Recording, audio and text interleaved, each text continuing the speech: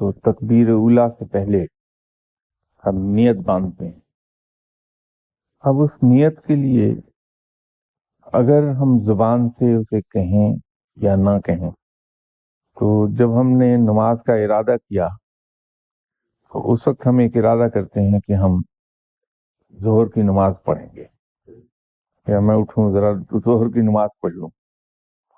تو جب میں اللہ کے حضور قبلہ رو ہو کے کھڑا ہوا، اس وقت میں زبان سے اس نیت کو ادا کروں یا نہ کروں، میری نماز ظہر ہی کی ادا ہوگی، لیکن زبان سے ادا کر دینا افضل ہے، بہتر ہے. اسی طرح جب آپ قائد اعظم کے مزار پہ کھڑے ہوئے تو گھر سے اس نیت سے چلے ہیں کہ میں وہاں فاتحہ پڑھاؤں برائے ایصال ثواب روح قائد اعظم. جب آپ نے فاتحہ پڑھی تو نیت چونکہ آپ کی فاتحہ خوانی کی تھی برائے ایصال ثواب قائد اعظم رحمۃ اللہ علیہ، تو اس کا ثواب آٹومیٹیکلی قائد اعظم کی روح کو پہنچ گیا. تو انہوں نے میرا خیال ہے اس راہ کو اپنایا. اور سعودی عرب میں بھی اگر آپ جائیں تو جب آپ فاتحہ پڑھتے ہیں تو اس کے بعد دعا نہیں مانگتے، کوئی بھی فاتحہ پڑھ کے اٹھاتے ہیں. نہیں، ویسے بھی جب وہ کسی کے گھر جاتے ہیں تعزیت کے لیے، تو ہم بھی جب تعزیت کے لیے جاتے ہیں تو دعا نہیں مانگتے، صرف فاتحہ پڑھ کے اٹھاتے ہیں. اس کا ثواب تو قائد اعظم کی روح کو مل گیا. اور باقی درجات بلند کرنے کی دعا کرنا جو ہے، دعا کرنا اچھی بات ہے، درخواست کرتے رہنا چاہیے، لیکن حقوق العباد میں مرنے والا کیسا تھا، تو درجات تو اس سے منسلک ہیں، تو دعا بحال کرتے تھے.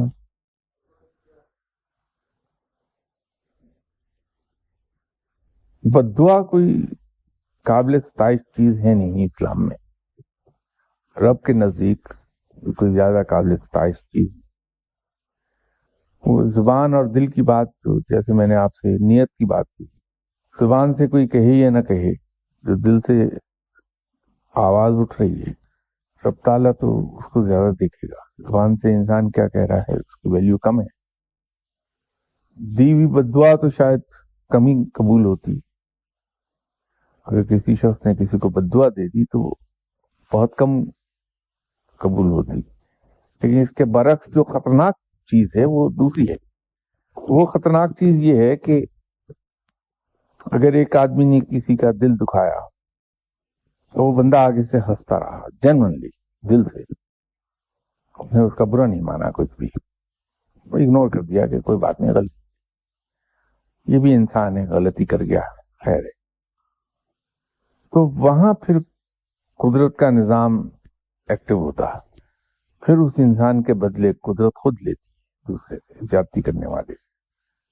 تو خوف زدہ اس آدمی سے ہوئی ہے آپ جو آپ کی زیادتیوں کے جواب میں صرف مسکرا دے جینوئنلی، اور جینوئنلی آپ کے حق میں اللہ سے دعا کر دے کہ یا اللہ انسان ہے، غلطی اس سے ہو گئی، معاف فرما دے. اس آدمی سے ڈریے، کیونکہ اس کا بدلہ خود قدرت لے گی. اس کی میں ایک پہلو اس کا یہ بتا دوں کہ ایک محفل میں آپ صلی اللہ علیہ وسلم کی وقت سے صحابہ کرام تھے. تو ایک شخص آیا اور آ کے جناب حضرت ابو بکر صدیق رضی اللہ تعالیٰ عنہ کو بے نقط سنانے لگا. تو حضرت ابو بکر صدیق خاموش رہے. وہ بندہ حضرت ابو بکر صدیق رضی اللہ تعالیٰ عنہ کو برا بھلا کہہ رہا تھا اور آپ صلی اللہ علیہ وسلم مسکرا رہے تھے. تو کچھ دیر کے بعد حضرت ابو بکر صدیق رضی اللہ تعالیٰ عنہ کا صبر جواب دے گیا، تو آپ نے پلٹ کے اسے جواب دینا شروع کیا. تو آپ صلی اللہ علیہ وسلم چپکے سے اٹھے اور تشریف لے گئے. اگلے دن صحابہ کرام نے کہا کہ یا رسول اللہ صلی اللہ علیہ وسلم، یہ کیا ماجرا ہوا کہ وہ شخص آیا محفل میں، وہ بہت برا بھلا کہہ رہا تھا حضرت ابو بکر صدیق رضی اللہ تعالیٰ عنہ کو، ناجائز، خاموش بیٹھے تھے اور آپ مسکرا رہے تھے. لیکن جو ہی حضرت ابو بکر صدیق رضی اللہ تعالیٰ عنہ نے پلٹ کے جواب دیا تو آپ ناگواری کے عالم میں اٹھ کے تشریف لے گئے.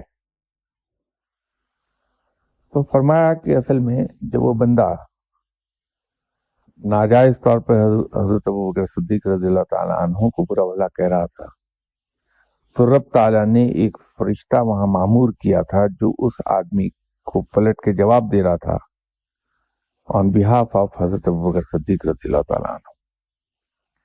لیکن جب حضرت ابوبکر صدیق رضی اللہ تعالیٰ عنہ نے وہ معاملہ اپنے ہاتھ میں لے لیا تو اللہ نے وہ فرشتہ وڈرا کر لیا. تو جواب دینے سے پہلے تک میں اس لیے مسکرا رہا تھا کہ حضرت ابوبکر صدیق رضی اللہ تعالیٰ عنہ کا رویہ بڑا قابل ستائش تھا اور انہیں سپورٹ حاصل تھی اللہ تعالیٰ کی. لیکن اس کے بعد میں چلا گیا کہ وہ پھر فرشتہ وہاں سے وڈرا ہو گیا تھا.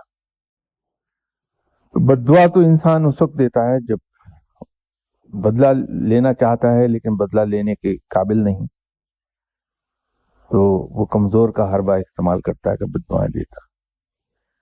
لیکن بہترین بدلہ یہ ہے کہ جتنی بھی کسی سے کی طرف سے زیادتی ہو جائے، کچھ بھی ہو جائے، تو آپ صلی اللہ علیہ وسلم کی سنت پہ عمل کر لیا جائے کہ سچے دل سے صرف مسکرا دیا جائے. ایک مسکراہٹ اس کا جواب ہے. ایسے آدمی سے ڈریے کیونکہ اس کا بدلہ پھر قدرت خود لیتی ہے، اور میں نے کبھی کسی کو اس طرح سپیئر ہوتے دیکھا نہیں ابھی تک. سونر اور لیٹر اس کو ادا ضرور کرنا پڑا ہے سب کچھ.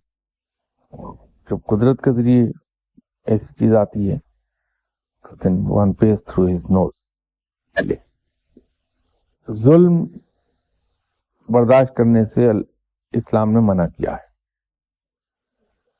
وہ ظلم پھر اس رنگ میں نہیں آئے گا. لوگ تو یہ کہتے ہیں نا کہ اگر کوئی میرے ساتھ زیادتی کرے تو میں اس کو پلٹ کے اس کا بدلہ ضرور لوں، کیونکہ اللہ نے ظلم برداشت کرنے سے منع کیا، ظلم کے خلاف کھڑے ہونے کی ہدایت کی ہے.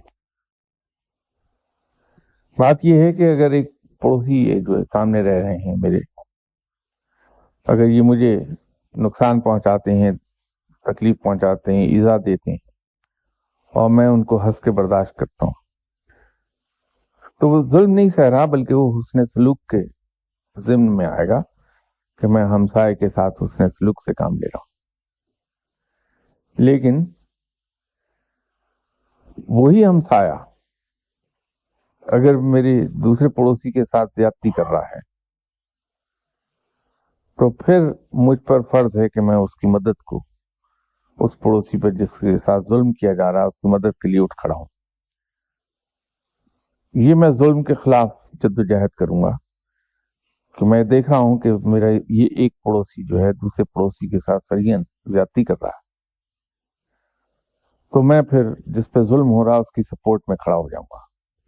لیکن جو اس نے میرے ساتھ زیادتیاں کی ہیں وہ میں ہنس کے ٹال جاؤں گا کیونکہ اس نے سلوک میں آئے گی وہ بات. تو ظلم سہنے سے اللہ تعالیٰ یوں منع کر رہا ہے، یا یوں کہیے کہ ظلم کے خلاف کھڑے ہونے کے لیے یوں اللہ ہدایت کرتا ہے. وہ جو آیت ہے میں قرآن پاک کا ایک بڑا حصہ، اس کی کانٹیکسٹ جو ہے وہ اصل میں ہے مکہ مکرمہ میں گزرے ہوئے 12 سال، کہ آپ صلی اللہ علیہ وسلم کی نبوت ملنے کے بعد کی زندگی کے 2 حصے ہیں.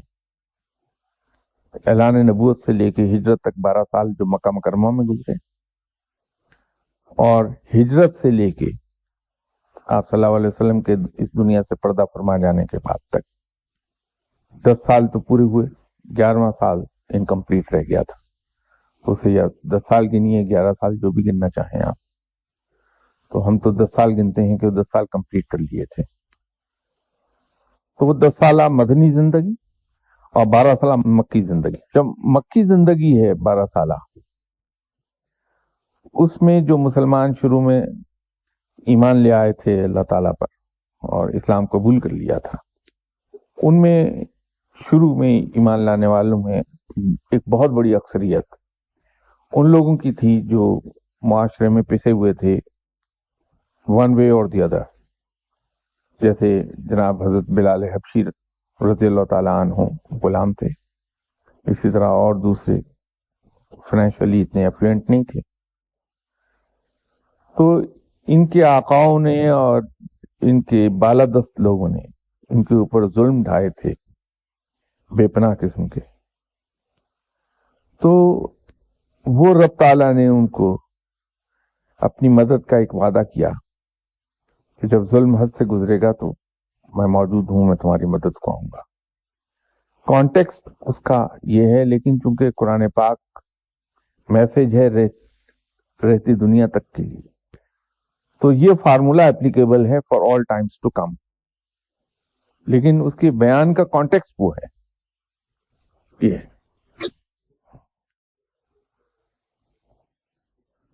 وہ ناپسندیدہ ہے. میں آپ حدیث ہے, وہ ناپسندیدہ عمل ہے. نام پورے اور اچھے نام بلائے جانے چاہیے. جی ہاں, وہی میں عرض کر رہا ہوں, وہ ناپسندیدہ ہے اور کچھ معاملات میں گناہ ہو جائے گا.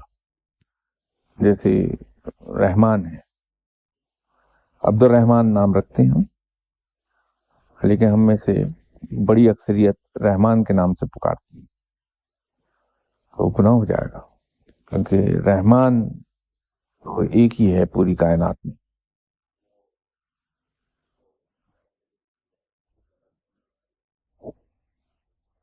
دیکھیے, رب تعالیٰ کے ساتھ تو کسی پروٹوکول کی ضرورت ہے نہیں. وہاں تو جتنی دیوانگی سے, جتنے جنون سے آپ اس کے حضور میں پیش ہوں گے, اتنا ہی مقبول ہوگا.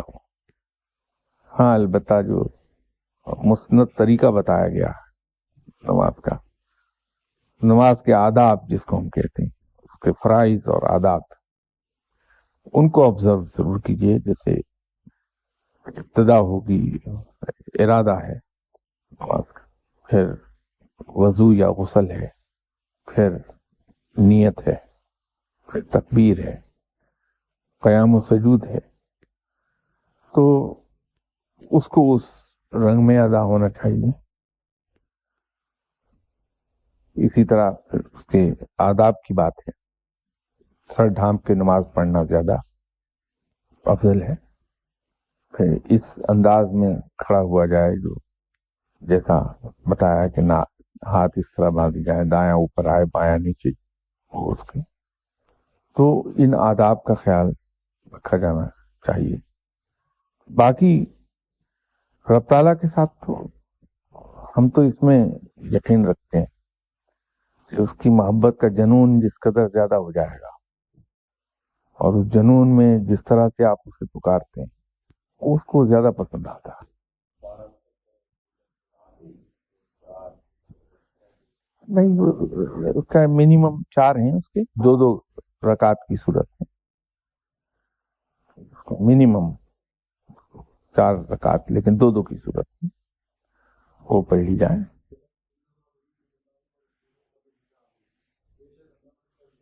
صلی اللہ علیہ وسلم. اس موضوع پہ یہاں خاصی تفصیل سے ایک بار بات ہوئی تھی. اب یہ جو آیت ہے, دیکھیے اس میں ترغیب ہے ایک طرح سے, یا اطلاع بھی ہے اور نوید بھی ہے. اس کے اندر 3 چیزیں آیت میں پائی جاتی ہیں کہ مسلمان ایک دوسرے کے مددگار ہیں, اور دوسری طرف تاکید کی ہے کہ وہ لوگ جو ایمان لائے ان پہ فرض ہے کہ وہ مشکل وقت میں اپنے دوسرے مسلمان بھائی کی مدد کریں. تاکید بھی ہے. جہاں تک مزاروں پہ جا کے دعا کرنے کی بات ہے, اس کا اس آیت سے تعلق نہیں. وہ ایک علیحدہ ایشو ہے کہ جو یہاں پہلے جب یہ سوال اٹھا تھا تو میں نے اس وقت ایک گزارش کی تھی کہ قبروں پر جانے کی تو تاکید فرمائی ہے آپ صلی اللہ علیہ وسلم نے, فاتح خوانی بھی کرنی چاہیے. اب ایک جگہ جا کے فرق ہو جائے گا کہ ہلکے سے فرق کے ساتھ یا تو یہ شرک ہو جائے گا یا یہ مستحب رہے گی بات. اگر ہم نے جا کے قبر پر صاحب مزار سے دعا کر لی تو شرک ہو گیا, اور اگر ہم نے فاتحہ خوانی کی اور اس کا ثواب اس صاحب مزار کی روح کو پہنچانے کی درخواست رب سے کرنے کے بعد رب تعالیٰ سے ہی درخواست کی کہ یا اللہ تو رحیم و کریم ہے، تو مہربان ہے، تو اپنے رحیم و کریم ہونے کے صدقے، اپنے انبیاء اکرام کے صدقے ہم پہ رحم فرما دے اور ہماری یہ حاجت تو پوری کر دے، اس میں کوئی برائی نہیں۔ جہاں تک یہ بات ہے کہ دعا تو گھر پہ بھی ہو سکتی ہے، فاتحہ خوانی گھر پہ بھی ہو سکتی ہے، بالکل درست ہے، اس میں کوئی شک نہیں، لیکن مزار پہ جا کے فاتحہ خوانی کے سلسلے میں دلیل یہ ہے کہ اگر آپ مثال لے لیں کسی ایک مزار کی، مثلا داتا صاحب کا مزار ہے، وہاں اگر آپ جائیں تو دن کے 24 گھنٹے ہی وہاں قرآن پاک کی تلاوت ہو رہی ہوتی ہے، لوگ درود و سلام میں مصروف ہوتے ہیں، اللہ کا ذکر کسی نہ کسی شکل میں ہر شخص کر رہا ہوتا، تو جہاں اللہ کا ذکر ہوگا وہاں رحمت کے فرشتے نازل ہوتے ہیں، تو وہاں تو پہلے ہی اللہ کے رحمت کے فرشتے موجود ہیں، اگر ہم بھی وہاں جا کے فاتحہ کرتے ہیں، پڑھتے ہیں، تو اس کی مثال ایسی ہی ہو جائے گی کہ اگر ایک جگہ پر بارش ہو رہی ہے تو آپ اس سے دور بھی کھڑے رہ سکتے ہیں، آپ اس جگہ پر بھی جا کے کھڑے ہو سکتے ہیں جہاں بارش ہو رہی ہے، تو جہاں پہلے سے بارش برس رہی ہے اگر آپ وہاں کھڑے ہوں گے تو وہ بارش کی بوندیں آپ پر بھی گریں گی، تو جب آپ بھی اسی اجتہام میں جا کے دعا کرتے ہیں جہاں پہلے سے بہت دنیا دعا کر رہی ہے، ذکر الہی ہو رہا ہے، تو آپ پر بھی وہ رحمت ہوگی، تو چانسز زیادہ ہیں کہ وہاں زیادہ جلدی دعا قبول ہو جائے اللہ کے حضور، وہاں تو پہلے ہی رحمت ہو رہی ہے، تو یوں مزار پر جا کے فاتحہ خوانی کرنے میں ہی ایک فائدہ مل جاتا ہے، لیکن یہ کوئی شرط نہیں، فاتحہ آپ اپنے گھر سے بھی پڑھ سکتے ہیں اور کہیں سے بھی چلتے چلتے بھی فاتحہ خوانی کر سکتے ہیں اگر آپ توجہ دے سکتے ہیں، لیکن اس صورت میں وہ ایک بینیفٹ ایکسٹرا مل جاتا ہے انسان کا۔ اور جہاں تک صاحب مزار کی بات آپ نے کی تو اس کا تو یہ ہے کہ جو بھی شخص ہے، خواہ وہ زندہ ہے یا اس دنیا سے جا چکا،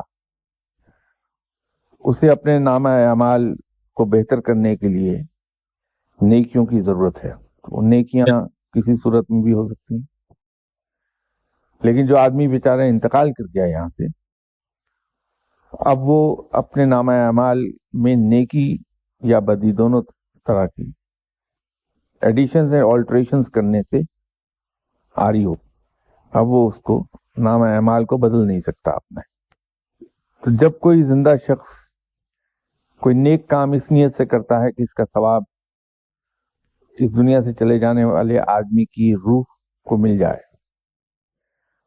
تو رب تعالیٰ تو بہت مہربان ہے، وہ انسان کی نیکی سے خوش ہو کے اس نیکی کا ثواب اتنا ہی نیکی کرنے والے کو دے دیتا ہے اور اس کی درخواست پر اتنا ہی ثواب دوسری روح کو بخش جس کے لیے اس نے درخواست کی ہے، تو جب کسی روح کے نامہ اعمال میں نیکیوں کا اضافہ کیا جاتا ہے کسی کی درخواست پر، تو اس روح کو بھی اطلاع ہوتی ہے کہ فلاں شخص نے میرے نامہ اعمال میں اس ثواب کا اضافہ کروایا ہے، تو وہ روح خوش ہوتی ہے کہ اس آدمی نے میرے ساتھ نیکی کی، تو اس خوشی میں اور اس تشکر کے طور پر وہ روح بھی اللہ کے حضور دعا کرتی ہے کہ یا باری تعالیٰ، جس شخص نے میرے ساتھ یہ نیکی کی ہے کہ میرے مر جانے کے بعد میرے نامہ اعمال میں ثواب کا اضافہ کرایا ہے، تو بھی اس پہ مہربانی فرما اور اس کی دعا قبول فرما لے یا اس پہ رحم کر دے، جو بھی،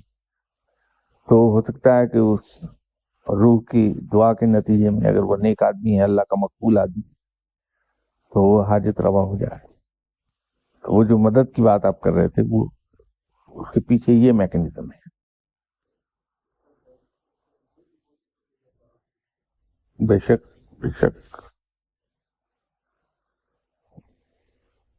وہاں کا تو مقام بہت بلند ہے، بہت بلند، اسی لیے میرے پاس جو لوگ دعا کے لیے آتے ہیں میں ان سب سے ایک گزارش کیا کرتا ہوں، بھائی مجھے دعا کے لیے کہنے کی بجائے گھر پہ جاؤ اور اپنی والدہ سے دعا کے لیے کہو. ماں سے بڑا ولی اللہ کوئی نہیں ہے. میں تو سب سے کہتا ہوں ماں کی دعا، اس کا تو اثر ہی کچھ اور ہے. چاہے ماں کتنی گناہگار ہو، ماں طوائف بھی کیوں نہیں، اس کی دعا بہت جلد قبول ہوتی ہے اولاد کے لیے. یقیناً اس کی روح اسی درد کے ساتھ دعا کرے گی جس درد سے وہ زندگی میں کرتے ہیں. میرا ایمان ہے، غلط یا صحیح اس سے مجھے وہ نہیں ہے، لیکن یہ میرا ایمان ہے کہ ماں کی روح اگر دعا کرتی ہے اولاد کے لیے تو اسی درد سے کرے گی. روحانی طور پہ اس کے کئی ایک تجربات بھی مجھے ہوئے جن کو ظاہر بیان نہیں کیا جا سکتا، کیونکہ روحانی مشاہدات، واردات، تجربات یہ سب آدمی کے اپنی کنزمپشن کے لیے ہوتے ہیں، ان کو پبلک نہیں کیا جا سکتا. لیکن یہ تجربہ ہے میرا، ماں کی روح جس انداز میں تڑپتی ہے اولاد کے لیے انپریسیڈنٹڈ ہے.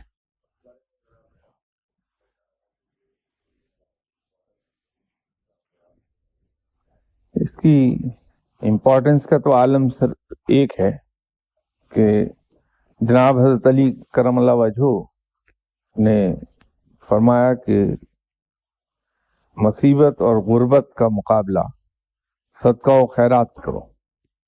نہ صرف مصیبت بلکہ اگر کوئی شخص غربت میں مبتلا ہے، مفلسی میں، تو وہ اگر خیرات کرنے لگے اور صدقات دینے لگے تو رب تعالیٰ اس کے صدقے اس کی مفلسی بھی دور کر دیتا،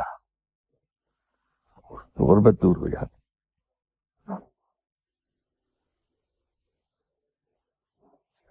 تو ویسے اس چیز کا مجھے علم نہیں کہ سعودی عربیہ میں لوگ اس طرح سے کہتے ہیں. میرا تجربہ اس سے تھوڑا سا مختلف ہے کہ سعودی خیرات، صدقہ و خیرات میں بہت کھلے دل کے لوگ ہیں، بہت کھلے ہاتھ سے صدقہ و خیرات کرتے ہیں، اور خوبصورتی یہ ہے کہ وہ اس انداز میں کرتے ہیں کہ اس کا اظہار کم ہی ہونے پاتا. اسی طرح سنت کے طور پر ان کے صدقہ و خیرات کی جو شدت ہے وہ رمضان میں بہت بڑھ گئی ہوتی ہے. یہ تمام تر وہ سنت کے طور پہ کرتے ہیں کہ آپ صلی اللہ علیہ وسلم کا اپنا بھی زندگی میں طریقہ کار ہے، صحیح تھا. اسلام نے، رب تعالیٰ نے جو بھی کہی ہے، اعتدال پہ زور دیا ہے، عبادت میں بھی اور دوسری چیزوں میں بھی. خود عبادت میں اعتدال کا حکم ہے، اعتدال سے تجاوز مت کریں آپ. تو اسی طرح خیرات بھی اسی زمرے میں آتی ہے کہ آپ اعتدال میں رہیے، کہ جو آپ کی ذمہ داریاں ہیں، جو فرائض ہیں آپ پر، خیرات کرنے کی وجہ سے کہیں اس میں کوتاہی نہ ہونے پائے. آپ کے بیوی بچے، ایک زمانے میں میرا خیال یہ تھا کہ شاید کفالت کے قصے میں سب سے پہلا نمبر ماں باپ کا آتا ہے، وہ بعد میں کریکشن ہو گئی میری کہ کفالت میں پہلا نمبر بیوی بچوں کا ہے. سب سے پہلے ان کی جو جائز ضروریات ہیں وہ پوری ہونی چاہیے. ماں باپ نے، بہن بھائی ہیں، اور سو آن سو فورتھ. تو جو لوگ آپ کے زیر کفالت ہیں پہلے ان کی ذمہ داریاں پوری ہونی چاہیے، پھر اس کے بعد صدقہ و خیرات کی باری آئے گی. اعتدال کا تو حکم اللہ نے اس میں دیا ہے.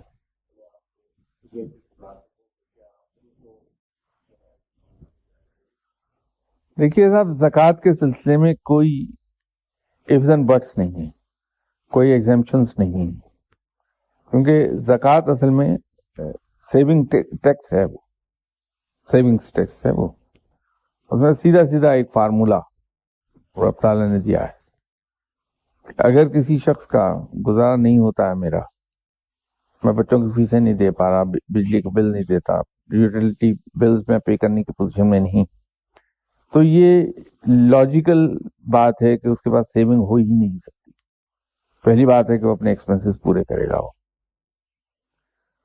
دوسرا اس کے اندر اس لیے اگر اس کے پاس 2-4 کڑے باقی ہیں تو یہ بڑی پکی بات ہے کہ وہ سیونگ ہے اس کی، کیونکہ اس کے آمدنی اتنی ہے کہ اخراجات کے بعد سیونگ ہو سکے، ادروائز یہ کنزیوم ہو جائیں گے اخراجات پورے کرنے کے لیے. اس لیے میں یہ اس کا آسان ورڈ بتا رہا تھا زکوٰۃ کا. اس کا دوسرا نام اگر آپ آج کی زبان میں رکھنا چاہیں تو سیونگز ٹیکس بنے گا اس کا. دوسری صورت یہ ہے کہ اگر کوئی آدمی مقروض ہو گیا ہے تو سیدھا سیدھا فارمولہ اسلام میں موجود ہے کہ جتنا قرض ہے وہ زیور کی قیمت میں سے مائنس کر دیجیے، اور پھر اگر وہ منیمم لمٹ سے اوپر رہتا ہے تو اس کو زکوٰۃ دے دیجیے. وہ تو اللہ تعالیٰ نے سیدھی سیدھی بات کی ہوئی. جو مکان آپ کے ذاتی استعمال کا ہے اس پہ ٹیکس نہیں، زکوٰۃ نہیں اس پہ. ذاتی استعمال کے علاوہ ہے تو زکوٰۃ لگ جائے گی فوراً. وہ تو بڑا سمپل ہے، لیکن اس میں ifs and buts نہیں ہے کوئی. اسلام اس معاملے میں سخت اصول رکھتا ہے کیونکہ یہ پبلک ویلفیئر سے اس کا تعلق ہے اس رقم کا.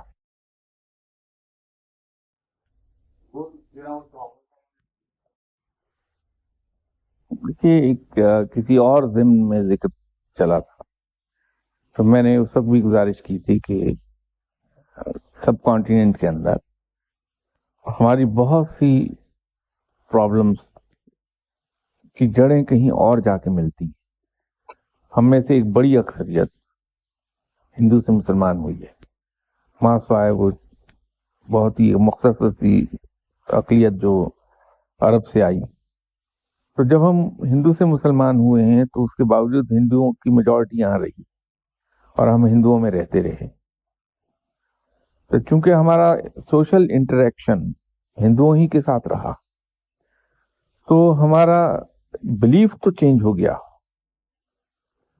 ریلیجن ہم نے تبدیل کر لیا، لیکن ہمارا رہن سہن انہی رسومات کا پابند رہا جو ہندو معاشرے کی ہیں.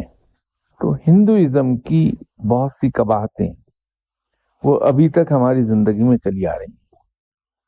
اب ہندوازم میں تو دیوتا اور دیویوں کو خوش کرنے کے لیے انسانی جان کی قربانی بھی دی جاتی. ان کے عقائد کے مطابق منگل کے روز اگر خون بہایا جائے کسی ملک میں تو اس سے بلائیں دور رہتی. پھر انہوں نے اپنا انڈیپینڈنس ڈے وہ بجائے 14 اگست کے 15 اگست کر لیا، جبکہ دونوں ملک بنے ایک وقت میں تھے، صرف اس لیے کہ ان کے پنڈتوں نے ان کو یہ بتایا تھا کہ صاحب جوتش کے حساب سے اگر 15 اگست کو آزادی ڈکلیئر کی جائے تو بڑی مبارک رہے گی. تو یہ ہندو عقائد کا حصہ ہیں یہ چیزیں، وہاں سے ہم کیری کیے ہوئے ہیں کیونکہ جڑیں ہماری وہیں. پھر ہم یہیں ہندوؤں کے ساتھ رہتے رہے تو وہ سوشل چیزیں رسومات یہ زیادہ ہیں جنہوں نے آہستہ آہستہ عقائد کی شکل لے لی ہے. ادروائز صدقہ و خیرات کسی فارم میں کی جائے، بھوکے کو کھانا کھلا دیجیے، کسی مقروض کا قرض ادا کر دیجیے، کسی غلام کو آزاد کروا دیجیے، کسی قیدی کو رہا کروا لیجیے.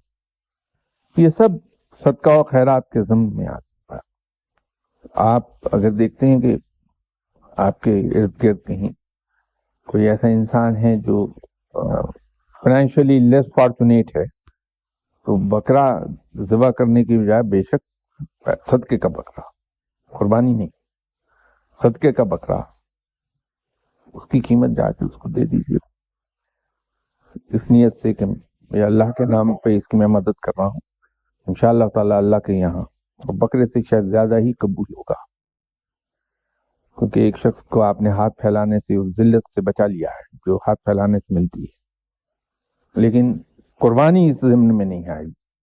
قربانی بہرحال بکرے ہی کے ذریعے سے، جانور ہی کے ذبح کرنے سے ہوگی، وہ اس ضمن میں نہیں آئے گی.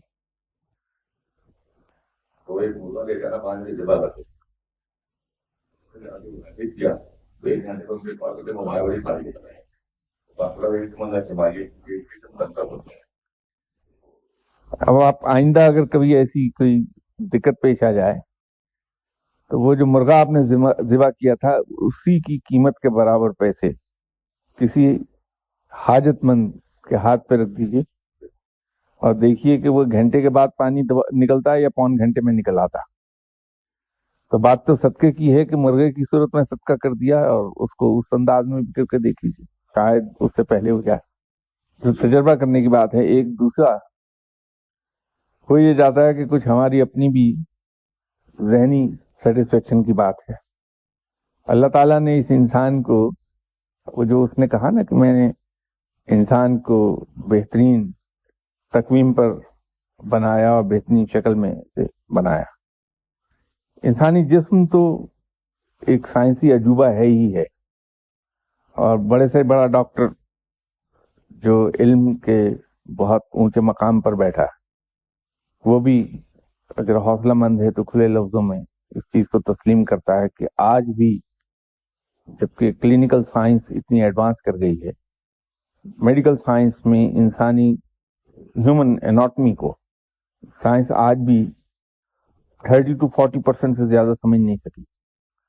اس کے اندر ابھی اور کیا کیا چھپا ہے یہ تو آہستہ آہستہ ڈسکور ہوتا جائے گا. لیکن انسانی جسم کا ایک اور حصہ, بڑی عجیب و غریب چیز رب تعالیٰ نے بنایا, وہ ہے اس کا دماغ.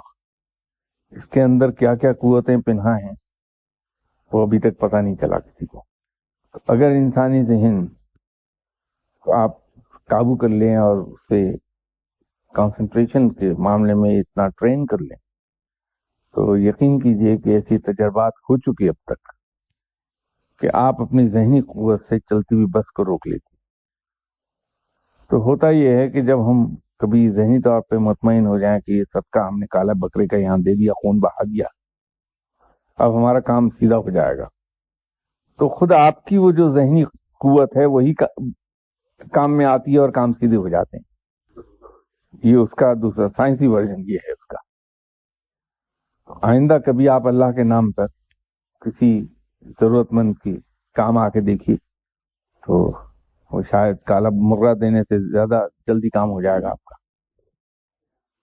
نہیں, بات یہ ہے کہ وہ کہنے سے مراد میری وہ نہیں تھی جو آپ سمجھ رہے ہیں. ضرورت مند سے میری مراد یہ تھی, جیسے میں پہلے کہہ رہا تھا, کہ کوئی ایسا گلی محلے میں رشتہ داروں میں آدمی جو فائنینشلی لیس فارچونیٹ ہے تو اس کی خدمت کر دیجیے. کوئی مقروض ہے تو اس کا قرض ادا کر دیجیے خاموشی سے. میں اس کو حقدار کو یا ضرورت مند کو اس کیٹیگری کے ساتھ ملا رہا تھا. مراد میری یہ بالکل نہیں تھی کہ اگر میرے پاس کوئی آدمی مانگنے آیا ہے تو میں اس کو دیکھوں کہ وہ صحت مند ہے تو بڑی تلخ لہجے میں کہوں کہ تمہیں شرم نہیں آتی اتنے ہٹے کٹے ہو کے خیرات مانگتے ہو. تو وہ میرا کام نہیں ہے. مجھے تو صرف یہ دیکھنا ہے کہ آپ صلی اللہ علیہ وسلم نے حکم یہ فرمایا کہ اگر کوئی تمہارے سامنے دستے سوال دراز کر دے تو اس کو خالی ہاتھ نہ لوٹاؤ, بے شک ایک چٹکی مٹی کی اس کے ہاتھ پہ رکھ دو. تو میرا کام نہیں ہے یہ دیکھنا. میں تو اگر خدمت کر سکتا ہوں تو خاموشی سے کر دوں گا, لیکن وہ جو بات میں کر رہا تھا وہ یہ تھا کہ اگر جب آپ صدقہ دینے تو ظاہر ہے کہ کوئی مانگنے تو نہیں آئے گا آپ کے پاس, تو نظر دوڑائیے ارد گرد, جو ضرورت مند ہے اس کے پاس خود چل کے چلے جائیے اور جا کے اتنی خاموشی اور اس انداز میں اس کی خدمت کر دیجئے کہ وہ جو داتا گنج بخش رحمۃ اللہ علیہ صاحب نے فرمایا تھا کہ تم لوگوں کی خدمت, بلکہ صحیح الفاظ یہ ہیں کہ فقیر پر لازم ہے کہ وہ دوسروں کی خدمت اس طرح سے کرے کہ خود خدمت لینے والا یہ سمجھے کہ میں نے اس آدمی سے اپنی خدمت کروا کے اس پر احسان کیا ہے. تو ضرورت مند کے جا کے کام اس طرح سے آئیے کہ وہ ضرورت مند یہ سمجھے کہ یہ بندہ کسی مشکل میں پھنسا ہوا تھا تو میری خدمت کر کے اپنی جان چھڑا لے. تو اصل میں اس نے مجھ پہ احسان نہیں کیا, اپنے آپ پہ احسان کیا ہے.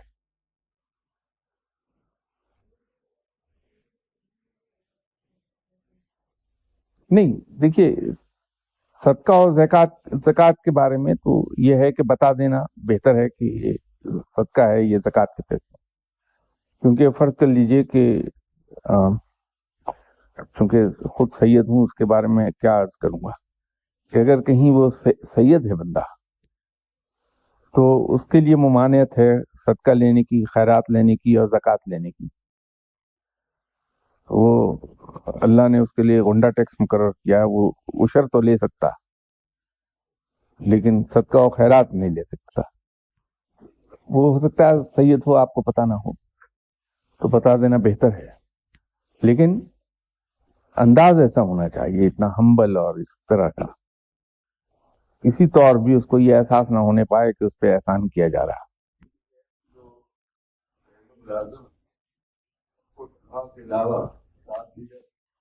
اگر اس کے حالات ایسے ہیں کہ وہ گزارا صحیح طرح سے نہیں کر پا رہا تو تنخواہ کے علاوہ وہ بالکل اس کو دیا جا سکتا ہے، بشرطے کہ وہ اہل بیت سے نہ ہو، سید نہ ہو.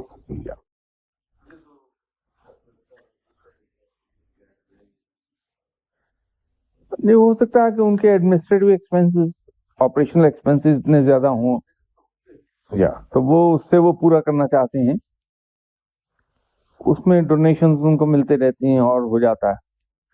تو اب اس میں یہ ہے کہ آپ کس انداز میں کیا سوچتے ہیں، آپ کی اپنی ویژن کیا ہے. اب میرے خیال میں تو زکوٰۃ کا بہترین استعمال، سارے استعمال جائز ہیں، اللہ نے اجازت دی ہے، جو پیرامیٹرز مقرر کیے ہیں رب نے، ان پیرامیٹرز کے اندر رہ کے زکوٰۃ خرچ کی جا سکتی ہے، سبھی اچھے ہیں. لیکن ان سب اچھے استعمالوں میں بہترین استعمال میرے نزدیک تو یہ ہے کہ ایسے اسٹوڈنٹس جو قابلیت رکھتے ہیں، ٹیلنٹ موجود ہے، ول ٹو لرن موجود ہے، لیکن مالی وسائل کی کمی کی وجہ سے تعلیم حاصل نہیں کر پا رہے اور مسلمان اسٹوڈنٹ ہے، تو اس کو اگر زکوٰۃ کے پیسوں سے تعلیم دلا دی جائے، یہ زکوٰۃ کا شاید بہترین استعمال ہوگا، کیونکہ آنے والی تمام نسلیں سنور جائیں گی اس کی. دوسرے نمبر پہ یہ ہو سکتا ہے کہ زکوٰۃ کے پیسے اکٹھے کر کے تو ایسا شخص جو بیچارہ وسائل کی کمی کی وجہ سے روزی کمانے سے محتاج ہے، تو اس کو کوئی چھوٹا موٹا کاروبار کرا دیا جائے تاکہ وہ مستقل روٹی کمانے لگے، تو خود زکوٰۃ دینے کی پوزیشن میں آ جائے. میرے نزدیک تو یہ زیادہ افضل ہی بات.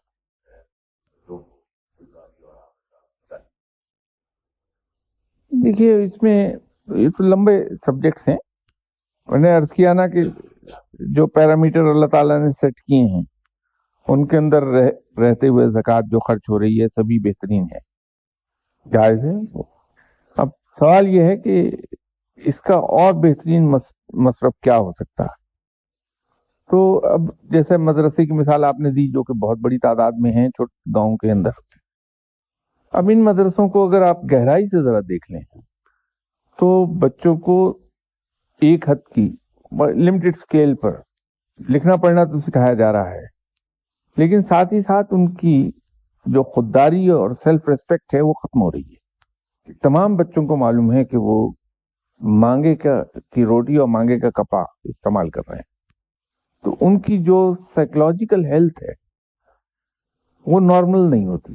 تو اسلام تو ہاتھ جو پھیلنے والا ہاتھ ہے اس کو کنڈیم کرتا ہے، وہ حدیث موجود ہے کہ اوپر والا ہاتھ نیچے والے ہاتھ سے بہتر ہے. ان مدرسوں میں تو وہ ہاتھ پھیلانے کی ایک عادت ڈیولپ ہوتی ہے بندے میں، تو اس کا یہ ہے کہ گورنمنٹ یا کسی اور سطح پر ان کی امداد اس طرح سے کر دی جائے کہ بچوں کو مانگے تانگے کہ روٹی اور کپڑے پر زندہ نہ رہنا پڑے. پھر وہاں پہ جو تعلیم دی جاتی ہے وہ تعلیم بہت ہی لمیٹڈ اسکیل کی ہے، لمیٹڈ.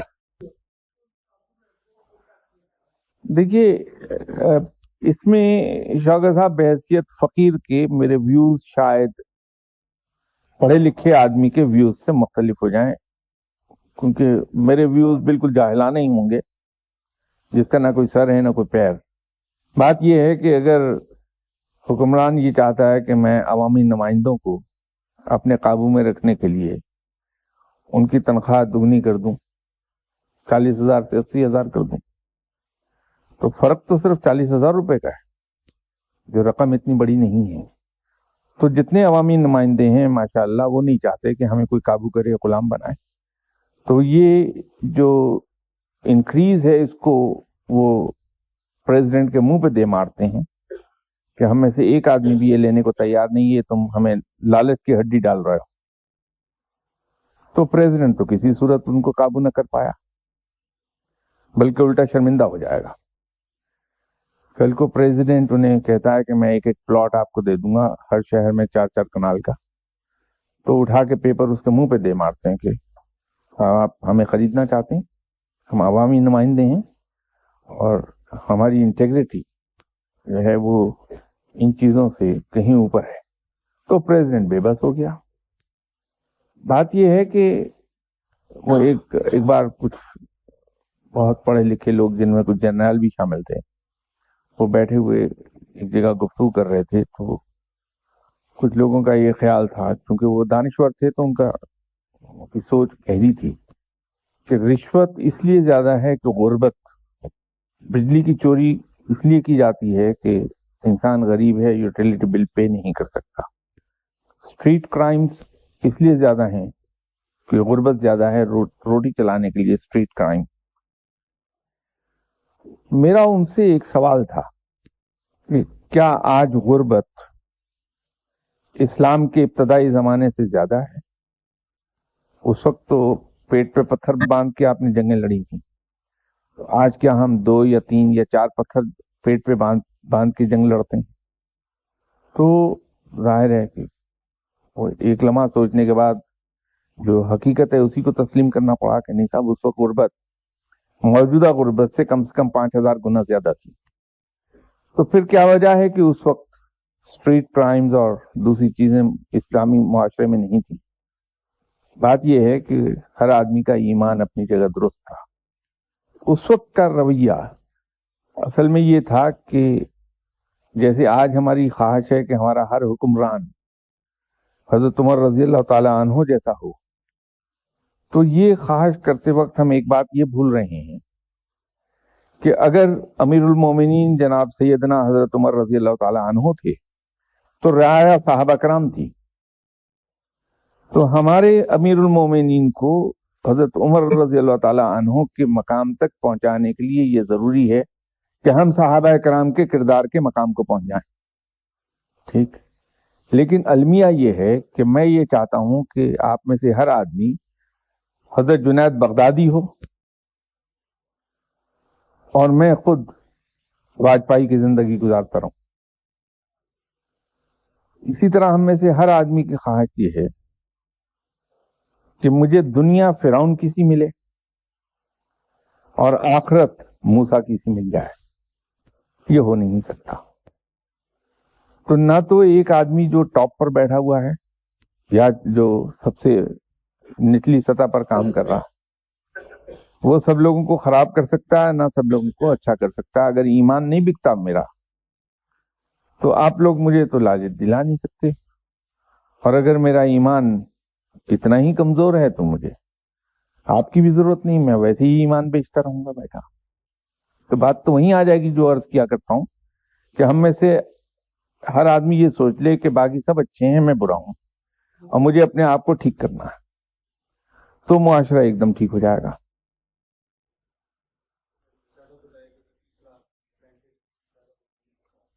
نہیں سائنٹسٹ نہیں میں کہہ رہا, میں تو قابل آدمی کہہ رہا ہوں. مراد میری یہ تھی مثال دینے والی. بہت پرانی بات ہے, اس زمانے میں شاید کالج میں پڑھ رہا تھا میں, ارلی 60s کی بات. اخبار میں ایک خبر چھپی کہ ایک گریجویٹ نوجوان نے بیکاری سے تنگ آ کے خودکشی کر لی. ان دنوں پنجاب میں صرف ایک ہی اخبار پڑھا جاتا تھا انگلش کا, پاکستان ٹائمز. چوتھے یا 5ویں دن پاکستان ٹائمز میں ایک پروفیسر صاحب تھے گورنمنٹ کالج کے, ان کا مضمون چھپا. بہت خوبصورت مضمون تھا جس نے میرے ذہن پہ بڑے گہرے نقش چھوڑے. انہوں نے وہ مضمون تو کیا تھا, لیٹر ٹو دی ایڈیٹر تھا. وہ انہوں نے اس لیٹر میں لکھا ہوا تھا کہ میں نے یہ نیوز پڑھی, ٹریجک نیوز, اور اس کا بڑا گہرا دکھ ہوا مجھے کہ اس نوجوان نے گریجویٹ ہونے کے باوجود خودکشی کر لی. تو آئی وش کہ وہ نوجوان اگر مجھے اس مایوسی کے عالم میں ایک بار مل لیا ہوتا تو شاید اسے اس طرح خودکشی نہ کرنا پڑتی. انہوں نے آگے پھر جو کچھ لکھا وہ اصل چیز تھی. نے کہا کہ نوجوانوں کا المیہ یہ ہے کہ جو ہی وہ تعلیم حاصل کرتے ہیں تو وہ وائٹ کالر جاب کی تلاش شروع کر دیتے ہیں. ہمارا نوجوان جو ہے وہ ایک رکشہ ڈرائیور کا منشی ہونا تو پسند کرے گا، اس کا کلرک بن کے اس کا اکاؤنٹ مینٹین کرنا تو پسند کر لے گا. اس کی یہاں نوکری وہ 100 روپے کی کر لے گا کیونکہ یہ وائٹ کالر جاب ہے. لیکن یہ نہیں سوچے گا کہ جس رکشہ ڈرائیور کی نوکری میں کر رہا ہوں میں خود بھی اس کی جگہ لے سکتا ہوں اور اس پوزیشن میں آ سکتا ہوں کہ میں اپنے منشی کو 100 روپے مہینہ تنخواہ دے دوں. تو انہوں نے لکھا کہ میں اس نوجوان کو جیب سے پیسے دیتا کہ بیٹا یہ جاؤ اور بوٹ پالش والے ایک صندوقچی خرید لو اور کسی مناسب جگہ پر فٹ پاتھ پر بیٹھ کے تم بوٹ پالش کرنا شروع کرو. کیونکہ تم پڑھے لکھے ہو تو اس بوٹ پالش کے فن میں بھی ایک ندرت پیدا کرو گے اور اس ندرت کے ذریعے تمہارا کاروبار بہت چمکے گا. صرف سال بھر میں تم کہیں کھوکھا کرائے پر لوگے، اس کے اندر ایسی کئی صندوقچیاں رکھے ہوئے تمہارے ملازم بیٹھے ہوں گے اور ایک صندوقچی پر تم بھی بیٹھے پالش کر رہے ہوگے اور ساتھ تمہارے امپلائیز بیٹھے پالش کر رہے ہوں گے. اور اگلے 5 سال کے بعد وہ کھوکھا ایک بڑی دکان میں تبدیل ہو جائے گا جہاں تم کاؤنٹر کے پیچھے بیٹھے ہوگے اور 10 ایسے ورک سٹیشن لگے ہوں گے جس پر بیٹھے لوگ پالش کر رہے ہوں گے تمہارے لیے. اور اس کے بعد ایک کارخانے کے مالک بن جاؤ گے. لیکن ابتدا بوٹ پالش کی صندوقچی سے کرنا ہوگی. بات یہ ہے کہ جب آپ کے یہاں پڑھے لکھے انلائٹنڈ لوگ آتے ہیں، انفراسٹرکچر ایسی کوئی چیز نہیں ہے کہ آپ نے مکان بنانے کے لیے شٹرنگ کا ایک اسٹرکچر کھڑا کیا ہے. یہ انفراسٹرکچر اسی طرح بنتا چلا جاتا ہے، خود بخود بنتا چلا جائے گا. کہ دیے سے دیا جلتا ہے.